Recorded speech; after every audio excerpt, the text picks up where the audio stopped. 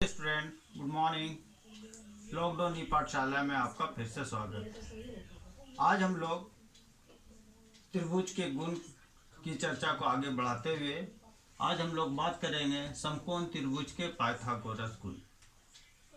Pythagoras Greek अर्थात यूनान के एक दार्शनिक थे।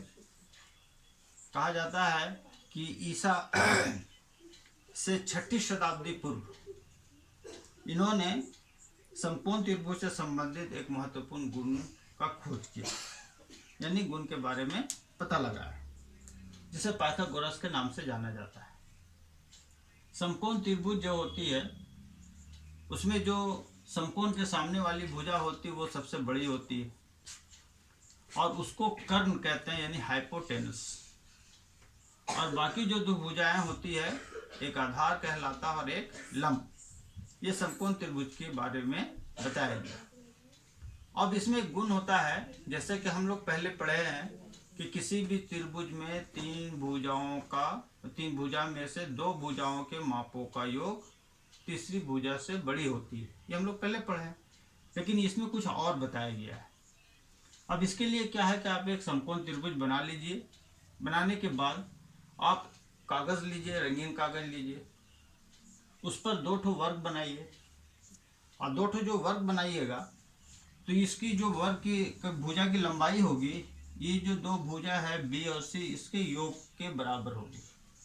जैसे इसमें हम लिए, ये बी लिए, ये सी लिए, सी है, ये भी सी है, ये बी है, ये भी बी है, ठीक। यहाँ ये सी है और यहाँ ये बी। तो हम दो ठो वर्ग बनाए। देखिए इसमें हम छायांकित किए 1 2 3 4 5 6 7 8। इसमें क्या कीजिए कि जैसे ये हम बनाए बी वर्ग बनाया सर, बी और सी के योग के बराबर। इसमें इस पार्ट को जो है ऐसा करके जितना बड़ा बी है माप लीजिए और जितना बड़ा सी है उसको काट के निकाल दीजिए। तो ये वाला जो आपको वर्ग बचेगा, ये कितना बचेगा, इसकी वर्ग बनेगा और इसकी हर भुजा सी के बराबर होगी। उसी प्रकार ये जो सादा कागज बचेगा, इसकी हर भुजा बी के बराबर होगी। और यहाँ पर आप देखिए बी और सी लिए हैं इसके अनुसार, फिर यहाँ पर ए है, तो इसमें जो हम लोग का ये वर्ग बना अंदर में, इसकी सब भुजा किसके बराबर होगी, ए के बराबर होगी। अब देखिए ये जो ए निकला मेरा, इसका वर्ग है। अब वर्ग का क्षेत्रफल का फॉर्मूला होता है भुजा का स्क्वायर, जिसकी भुजा कितना है, ए, तो यानी ए का स्क्वायर।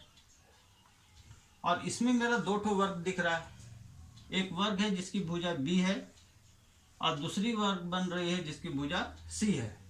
तो ये वर्ग बी है, अगर इसका आप निकालेंगे क्षेत्रफल तो बी स्क्वायर होगा, और ये निकालेंगे तो इसका होगा सी स्क्वायर। और देखेंगे कि ए स्क्वायर जो है वो बी स्क्वायर जोड़ सी स्क्वायर के बराबर है। इससे ये पता चला कि किसी भी समकोण त्रिभुज में तीन भुजा जो होती है, उसमें जो समकोण के सामने भुजा जिसको हम लोग कर्ण कहते हैं, इसका वर्ग बाकी दो भुजाएं जिनको हम लोग आधार और लंब कहते हैं, इनके वर्ग के योग के बराबर होती है। यह समकोण त्रिभुज का गुण है। यानी किसी भी समकोण त्रिभुज में कर्ण पर बना वर्ग का क्षेत्रफल बाकी दो भुजाओं पर बने वर्गों के क्षेत्रफल के योग के बराबर होता है। तो यह है पाइथागोरस थ्योरम।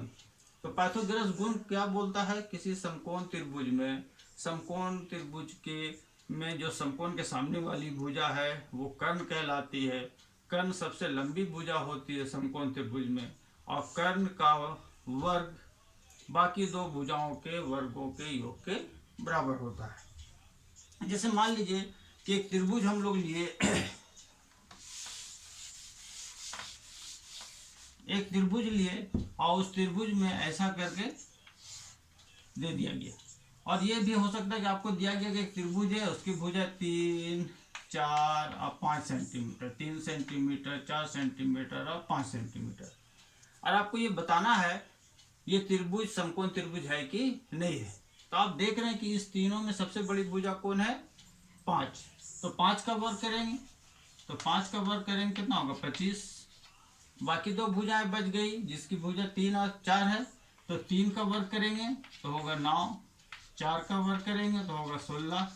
अब देखिए तो 9 जोड़ 16 बराबर 25, यानी 3 का वर्ग जोड़ 4 का वर्ग बराबर 5 का वर्ग। ये सिद्ध करता है कि दी गई भुजाएं समकोण त्रिभुज की भुजाएं हैं। तो आप इस वीडियो से आपको ये समझ में आया होगा कि समकोण त्रिभुज में पाइथागोरस के गुण क्या होते हैं। धन्यवाद।